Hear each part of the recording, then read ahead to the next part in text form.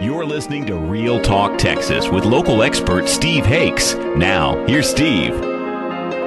Welcome back. I'm your host, Steve Hakes, and we're talking today about the money that's available through the mortgages and what's happened in the mortgage market, and really trying to educate you, the listener, as to how we got to where we're at and what's been going on since the mortgage meltdown and why that happened and why the regulations have changed. And before the break, I was talking about if you haven't done a mortgage or you haven't applied for a mortgage since, say, 2007, 2006, you're going to find it's a lot different experience than what you had the last time, and why that is. And basically what's happening is the mortgage meltdown happened because people lost faith in how the mortgage bonds, that's where the money comes from, how they were being rated on the market by Moody's and Standard & Poor's.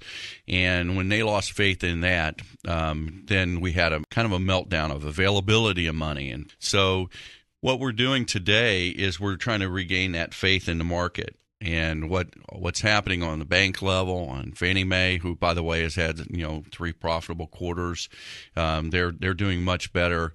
What's happened is everybody's corrected the problems that we had in the past, but no one's really talking about it. And we corrected those problems really, I would say, in the 2011, 2012 timeframe, when we started requiring additional documentation from you, the borrower.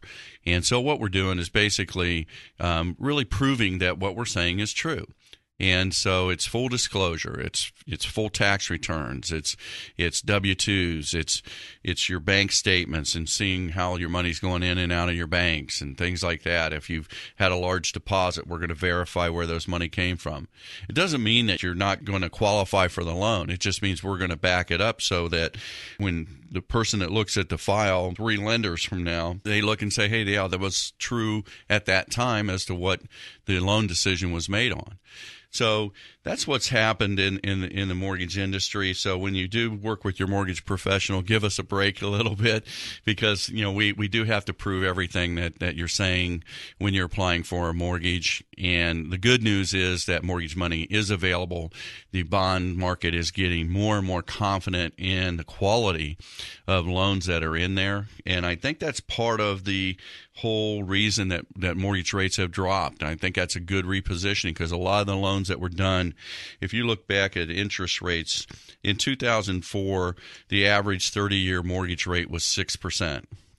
In 2006, the average interest rate was, and this is under the Bush administration, was 6.25%.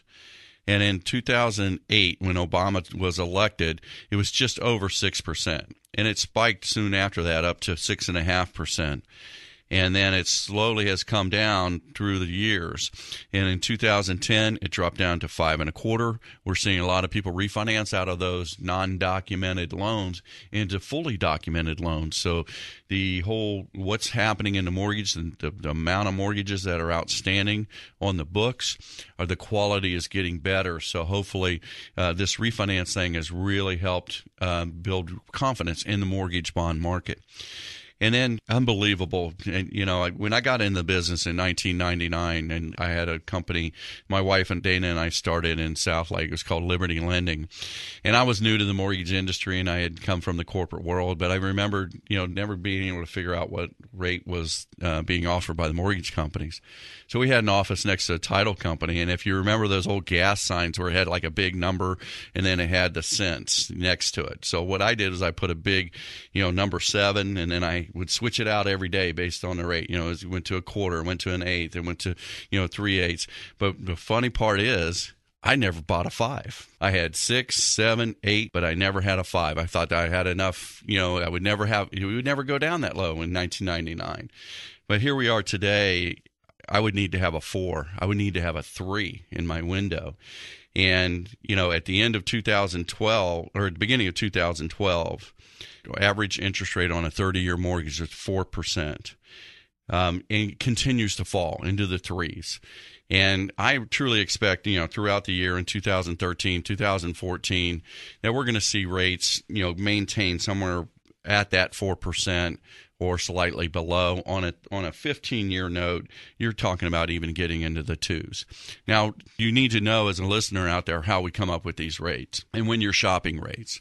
And I always call it liar's poker. When you look online and you see, like, you get this 2% rate with no points and my APR is 4% or something like that.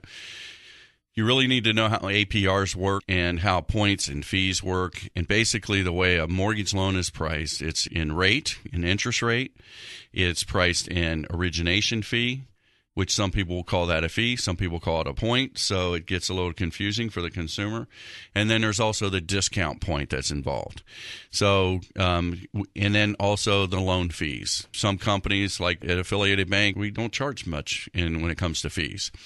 In some mortgage companies, they'll charge up to $1,500 on a $100,000 loan just in fees, but then they'll say it's no points. I'd rather give you a real rate with a discount point or origination fee to show you exactly how you're getting that price on the interest rate. I know it's confusing. If you're confused, reach out to me directly at realtalktexas.com. I'll try to explain it better, but that's how mortgage rates work. So the other thing I want to talk about today is just kind of some, what's available for you out there. And, just looking at if you have not refinanced, even if you refinanced in January of 2012, you may be okay. But if you did that in January of 2011, you probably had a 5% interest rate. Okay. In January of 2012, you had a 4% interest rate. It gets a little confusing. What's the break-even point? I do a really good analysis for people, and I'd like to offer it to you for free today. And what you can do, take a moment here, pull out your cell phone. I'm going to give you a number to send a text to, and this will help you do a gut check for yourself if it's time to refinance or not for you, just for the sole purpose of saving money. Okay, you ready? I'm going to give you our show phone number. You're going to text just your interest rate to this number. The number is 817-925-2546. That's 817-925-2546. And all you have to do is text your current interest rate to that number. And when you do, what will happen is our team will put together an analysis and email you a link to this analysis, and it will show you, your current rate versus a 10-year, a new 10-year loan, a new 15-year loan, a new 20-year loan, 25, 30, whatever you choose you want to look at. I'm not a big proponent of, unless somebody really needs to save a lot of money every month, I'm not a big proponent of doing another 30-year loan for somebody who's been in their house 10 years. I'd rather talk to you about, okay, here's what a 30-year would look like, but here's what it would look like if you did a 20-year loan. Or maybe you've been in it 5 years, maybe a 5-year loan or 25-year loan. So we'll give you that financial advice for free. Again, 817-925-2546. That's 817-925-2546. Text your interest rate right now, and we'll get that analysis over to you for free.